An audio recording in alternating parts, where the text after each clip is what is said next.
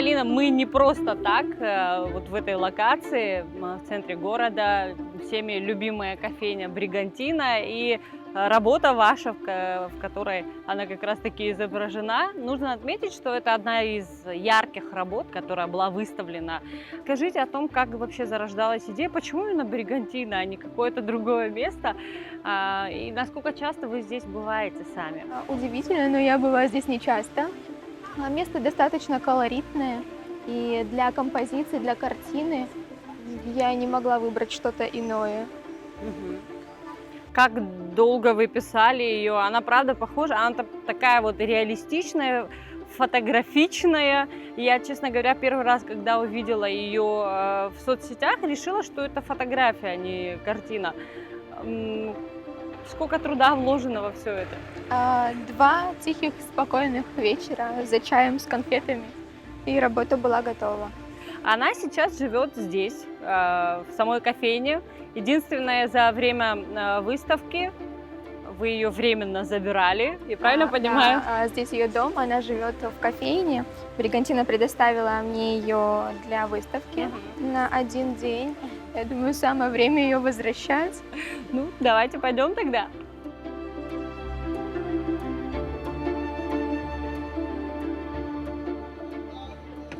Добрый день. Ну что, наконец-то возвращается ваша работа? Как часто у вас спрашивают за нее? Каждый день. Что говорят чаще всего? Это фотография или картина? Нет, спрашивают, что за картина, кто нарисовал. Она очень классно выглядит, нам тоже нравится. Отлично. Вот видите, это самое главное, наверное, в Правда, работе очень фото. часто спрашивают, и в Инстаграме пишут, мы вкладываем. Да, никто не просит там, точнее не спрашивает, продается ли она, а можно ли еще такое же, нет? Нет, так не спрашивают. Всё Автограф просят. Полина, вы готовы автографы давать? Я думаю, пора.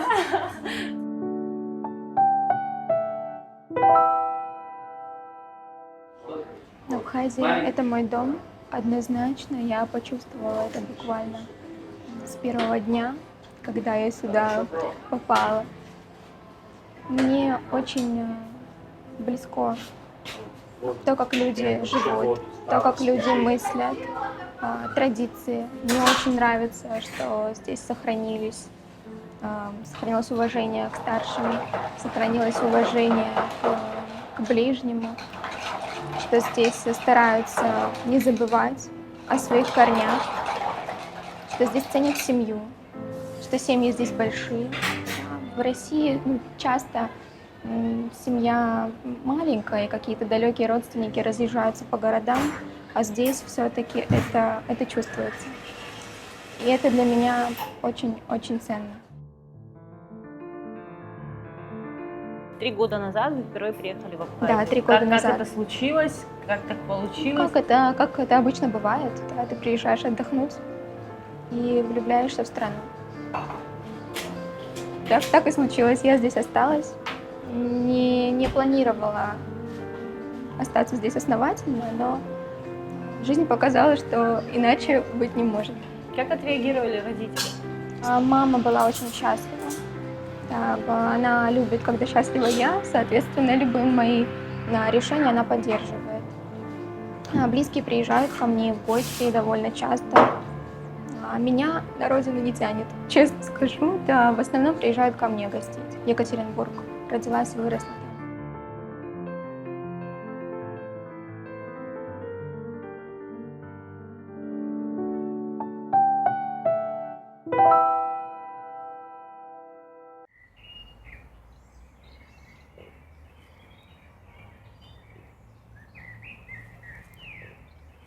Если правду подумать, все идет из детства. Не просто так мы выбираем свою будущую профессию, не просто так в нашей жизни появляются какие-то определенные интересы.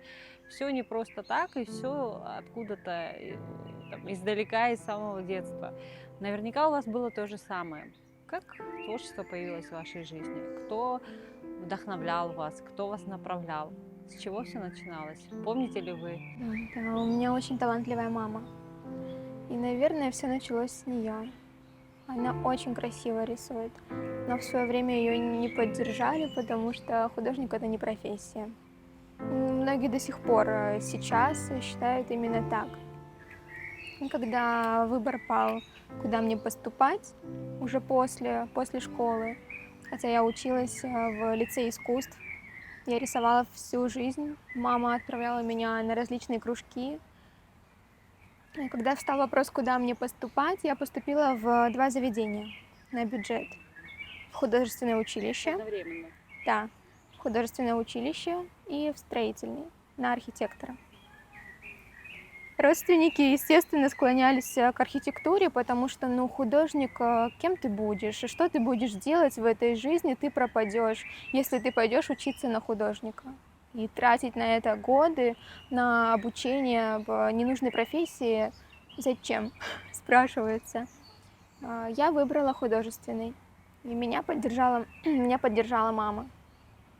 Если бы не поддержка мамы, наверное, все было бы гораздо сложнее, потому что, глядя на творческих ребят, которые растут в такой среде, где это не поддерживается, им очень трудно, и они очень быстро угасают.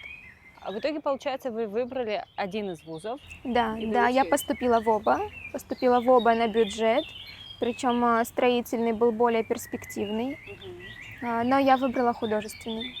Еще во время обучения преподаватель пригласил меня расписывать стены. Это был мой первый объект, я никогда не расписывала стены. Мне безумно понравилось. Это атмосфера, этот запах краски, это стремянки, эти грязные кисточки. Очень-очень надолго меня затянула роспись стен. И, наверное, лет 5 я не прикасалась к холстам.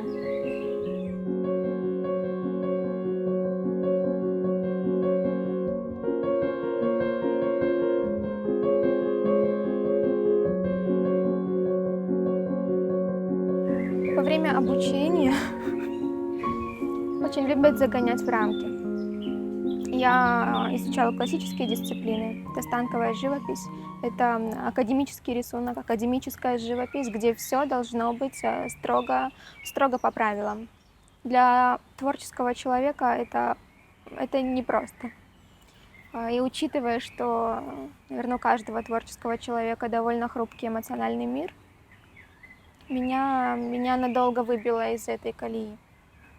Именно после учебы, к сожалению, так бывает. Где-то попадаются не те преподаватели, которые не раскрывают то, что в тебе живет, а ограничивают и губят. Мне потребовалось довольно много времени, чтобы вновь вернуться к живописи. Ваши слова еще раз подтверждают тот факт, что очень важно, чтобы в жизни попадались правильные люди, которые приносят и опыт, и поддерживают. Возможно, и такой опыт, он был хорош для того, чтобы вы там, прошли процесс какой-то трансформации и пришли к тому, к чему вы пришли сейчас. Наверняка и это вы с благодарностью принимаете. С огромной благодарностью, потому что сейчас, обучая деток, да, иногда я даю индивидуальные уроки. Я понимаю, как делать не стоит. Я понимаю, что к творческим людям нужен индивидуальный подход. Абсолютно каждому. Поэтому любой опыт с благодарностью.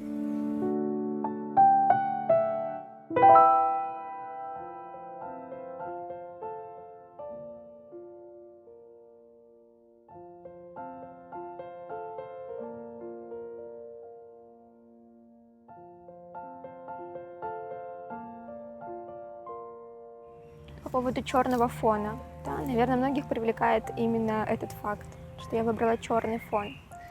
На мой взгляд, именно на черном фоне можно показать все цвета, всю хрупкость, изящность этих растений. И другого фона я здесь не вижу, если честно, поэтому именно черный фон. И так вышло, что оно получилось довольно стильно. Как давно вы пришли к этому стилю? Стиль, он, наверное, еще даже не сформирован, да, он формируется достаточно долго, но именно к этим работам я пришла весной. Благодаря этой работе я вернулась к картинам, именно благодаря подснежникам. Символично, потому что подснежник — это первый весенний цветок, да, поэтому я назвала серию «Расцветай». И именно с первого весеннего цветка я вернулась к картинам. Так что символика здесь довольно глубокая, как понимаете. Не знаю, почему выбор пал именно на подснежник. Не знаю, почему это произошло именно весной, когда для подснежников самое время. Но да, это случилось так.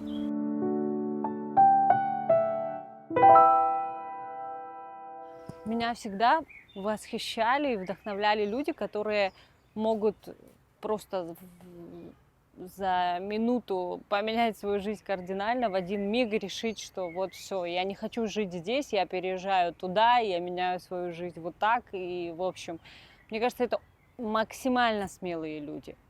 Не давалось ли это решение сложно, или это было все очень легко и просто? Очень, очень легко и просто. Если ты действуешь из своих чувств, это всегда приведет к чему-то хорошему. Как показала жизнь, здесь мой дом. Поэтому решение не заставляло долго себя ждать. А как это ощущается? Мой дом — это что? Это про что? Когда ты приезжаешь и чувствуешь, что здесь тебе место, что здесь тебе хорошо, спокойно, уютно. Я не гонюсь здесь куда-то. Здесь мои люди. Люди изумительные абсолютно. Было совсем несложно. Потому что люди помогали, потому что люди подсказывали, и потому что я сама воспитывалась достаточно строго. Для меня не было в новинку, да, манера поведения.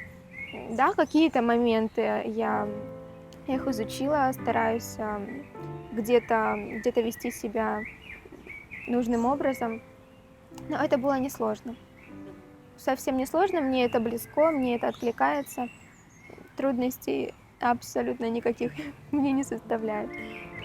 Здесь природа. Да, как я говорила, Урал достаточно серый. У нас тоже есть, безусловно, тоже есть природа, даже есть горы, но несравнимо. И люди другие, более теплые, более открытые, более счастливые здесь люди. Это все очень радует, это все очень манит, и от этого очень сложно отказаться. Местных художников очень видно. Урал серый, мы пишем в серых тонах, пишем в основном архитектуру. Да, пейзажи, естественно, присутствуют, но они не такие яркие. Приезжаешь сюда, и ты видишь, что южные художники, они пишут иначе. Ярко, экспрессивно. Ярко, сочно. Сочно. Да. Ну, здесь по-другому сложно. А вот вы этап своего творчества сейчас каким видите? Есть ли ощущается ли этот переход с серых тонов на что-то более яркое? Сейчас он где-то между, на мой взгляд. А сами вы как ощущаете это? Наверное, я не про что-то яркое. Не думаю, что это про меня. Но этот период, наверное, начало, но конец не будет каким-то буйным. Мне нравятся спокойные тона, мне нравится что-то не кричащее. Я думаю, продолжать буду в таком же духе.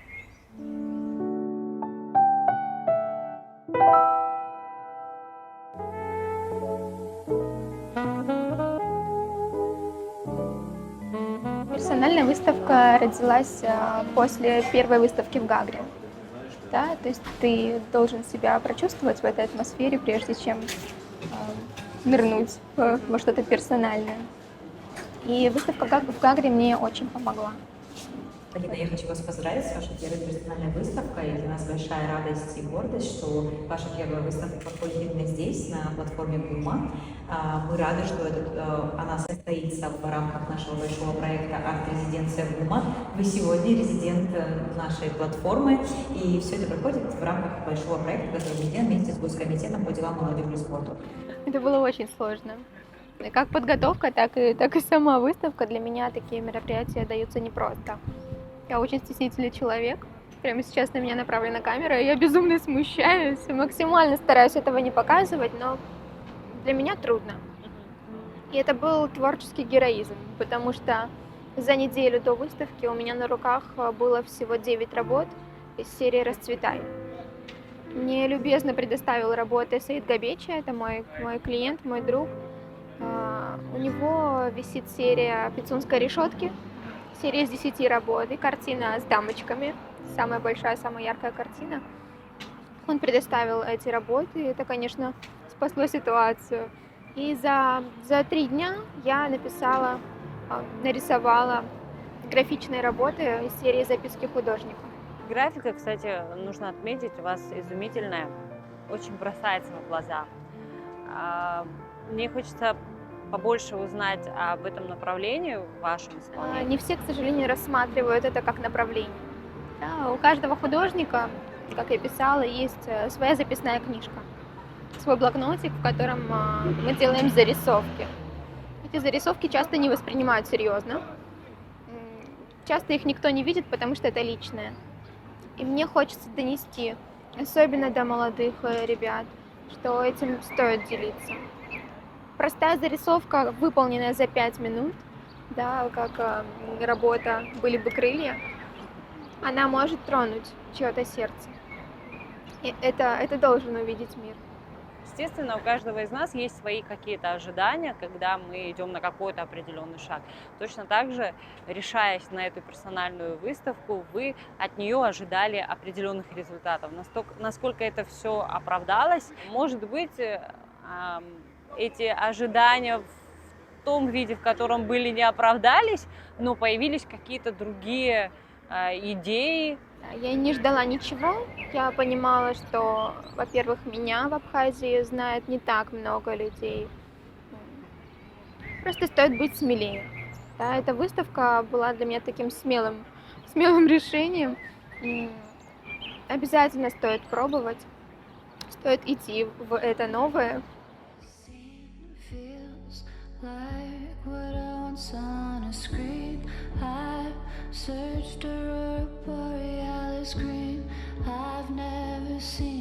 Не хочется, наверное, описывать слово творчество банальными фразами.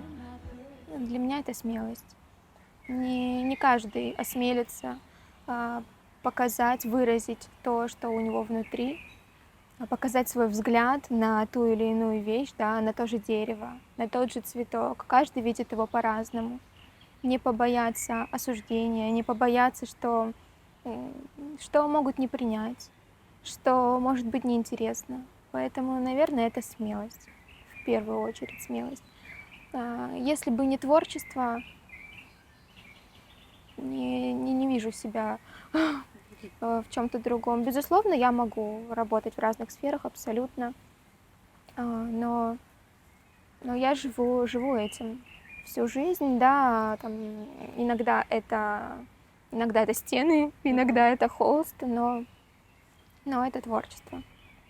Мне хватает знаний, у меня очень хорошая база, но в любом случае ты к чему-то стремишься всегда. Самокритика — это неплохо. С одной стороны. С другой стороны, конечно, она мешает, но если рассматривать с точки зрения развития, я думаю, самокритика имеет место быть. Здоровая, без излишеств. Я думаю, она даже нужна. Мне есть куда расти, есть куда стремиться. Наверное, хотелось бы писать побольше работ, похожих на «Бригантину», потому что эта работа была написана вот просто от чистого сердца, от души, и она цепляет многих.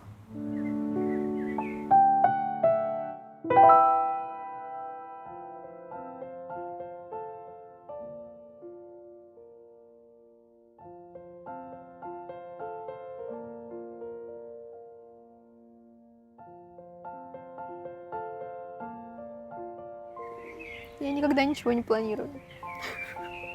Да, это про меня. Все складывается само собой, каким-то таким мягким путем. даже как я пришла к выставке, да, это абсолютно неожиданно. Я увидела анонс, написала, туда пришли вы, собственно, я сижу здесь. Я не планировала где-то сниматься. И так по жизни. Конечно, я вижу, да, я хочу видеть себя более мудрой, более талантливой. Я думаю, каждый человек хочет расти, но я не планирую какие-то шаги, какие-то действия. Они происходят по течению. Спасибо большое. Мы желаем вам удачи, успехов во всех начинаниях. Пусть все складывается легко и просто на вашем творческом пути. Успехов!